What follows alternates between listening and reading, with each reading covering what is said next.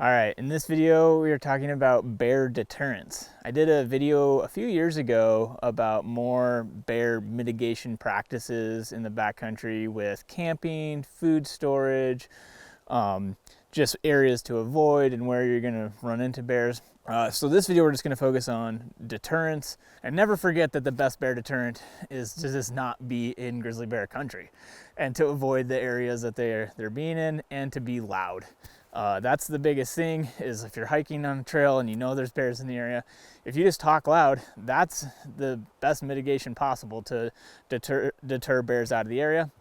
However, as a hunter, that doesn't always make sense. So you can't, if you're trying to sneak up on game, or like for this instance, we're out bear hunting, we're literally seeking out bears, black bears, but there's a lot of grizzlies in the area. So if we run into a grizzly, we need to be, prepared for that. So it's just, situational. Like when we're hiking out in the dark, we'll talk loud, just make our presence known, just to try to avoid running into something at close range. It's kind of an age-old debate, pistol versus bear spray. Whenever you're in grizzly country, people talk about what to bring, what's the best option, and it's a never-ending debate, and I'm not here to settle it. So when I'm in thick grizzly bear country, I go with both. I have bear spray and a pistol. And one of the main things is you want to have access to your bear deterrents, both like very quick access. Like I can draw the pistol quick, and then the bear spray comes out fairly quick. And also, if I know that I'm in a thick zone, I just leave that safety strap completely off. Just have it like this. For me, I basically count my rifle out because it's pretty much strapped on my back. It's on a rifle cover. I don't have a bullet in the chamber. That is not what I'm going to use if I encounter a bear in a quick situation. And that's another thing. Most of the situations where you're encountering bears happen very quickly. It's usually when you surprise them on a trail, or you come around and they're on a carcass, whatever. It's like you have seconds to react in order to either spray or shoot that bear. So for me, always going for the bear spray first, because then I'm just not very accurate with the pistol really quick. It's just super hard to do. Bear spray, big cloud. If it's within like 30, 25 feet, you just lay out a big cloud of bear spray, and more than often than not, it sounds like, I've never had to do it myself personally, but I've heard stories, and usually it runs the other way. With the bear spray, they expire. They do go bad. I've heard people taking out old bear sprays and depressing the button, and it just kind of and just goops out of there. So always check your bear spray can. They last like 2-3 years maybe. And I'm sure they're good past it, but it's something that it's probably worth, spending the $50 every couple of years to get a new can. As far as type of bear spray, I don't know if it really matters. There's a lot of different brands, but the several that I've tried, they seem to work pretty similarly. Lays out a big cloud. If you have any wind and it comes back in your face, you'll know. You definitely feel it, which is the whole point. But they also make inert cans, practice cans, so you can pick up a practice can if you just kind of want to get a feel for it. That's the thing too, is you just want to constantly be practicing drawing it as quickly as you can get it out and spray. You can also just like spray from the holster a lot of times.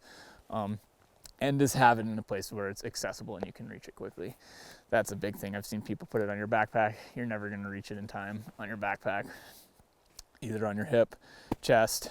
It's nice. And even sometimes if you set your pack down, mine's on my pack. If I set my pack down and I go out to a point to glass or something, then I don't have it. But at least with the chest harness, I always have something with me. This is a Glock 10mm. Again, caliber, you can get in a lot of debates about different calibers. I use the Glock now mostly because of the extra rounds. I carried a 44 Magnum for a long time, and my thought process was too, with the 44, I'm actually way more accurate at a distance with the 44 than the Glock. But that's when I cock the hammer and I use it as a single action. With a double action, I'm less accurate than the Glock. So it's kind of a balancing act. I got way more rounds, not quite as accurate, but in the case of a bear attack, it's probably going to be pretty close. It might be on top of you and you're just literally need to pull the trigger a bunch of times. Who knows, situational, but right now opting for the Glock as a carry. It's also a little bit lighter too, which is nice. This has become a very popular setup. I got this because of Bo Beatty. He was the one who had this. It's a Gunfighter chest harness, and then the Glock here, and it's just like very quick to pull out. The people who actually are in heavy grizzly bear country, like if you can, like for instance, this year I'm going to film a hunt in Alaska where we're going to be floating a river, and in that case I'm going to have a 12 gauge shotgun with slugs in it, because in general it sounds like if you do have to put down a bear with firepower, you just want to have as much energy as quickly as possible as you can get into that bear. So a pump shotgun that's reliable, where you can just put slugs as fast as possible into the bear, that seems to be the go-to option for Alaska bear defense. Naturally, if you're hunting, it's not always feasible to just be carrying around a 12 gauge shotgun with slugs at the ready, but if you're floating a river or something and you can just have a quick access when you float around a corner, you know, if you encountered that, or you're going to recover meat or whatever it is, if you can have it, it's probably a good option. There's going to be people who always say that bear spray is worthless, that's just seasoning for the bear, and there's going to be people who think that pistols are worthless, that's just going to make it mad and piss it off more when it's when it's coming at you. And I think there's some valid arguments on both sides, but figure if I'm in a real thick grizzly bear area, why not have both?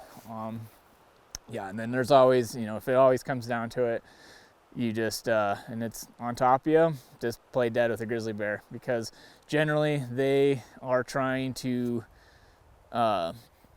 they're just trying to subdue the threat. They just want you to stop moving. So sometimes if it comes down to it, you just go in the fetal position and just hope that it doesn't kill you. With a black bear, it's always, if a black bear attacks, you always want to fight back. But grizzly bear, yeah, if you run out of options, you just play dead, hope for the best. So this is what I do. I like to carry a bear spray and a pistol. I'd be curious to know what you guys do. Let us know in the comments if you already do have bear deterrents, or if you have a plan to get some, because everyone has a different opinion, and it's of course situational. So let us know in the comments what you think the best option is. I'm really curious to see what the consensus across people is. But anyway, thanks for watching.